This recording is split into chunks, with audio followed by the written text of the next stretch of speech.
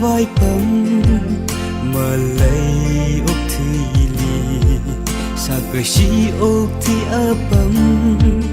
hi li mô rây na nở ga hai mang la cơ ya khờ cho trang đỡ lấy chu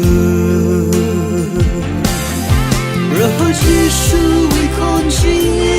là cha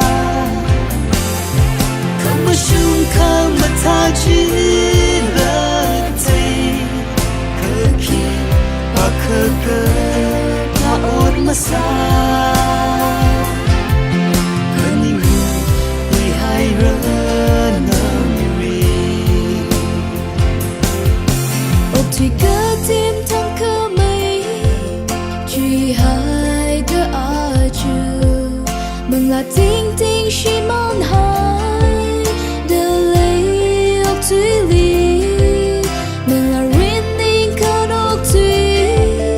hai đứa cho thay rỡ nằm ri rồi có Giêsu vì con chỉ là cha không mà sung không mà tha chỉ là tay cơ khi và cơ cơ ta ổn mà xa hơn những người hủy hai rỡ nằm ri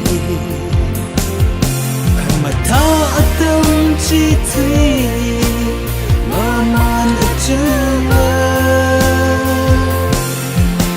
thì không ở trong tâm trí ra mang hai rỡ khi qua đã không mà thế rỡ mà nở ở tâm chỉ cần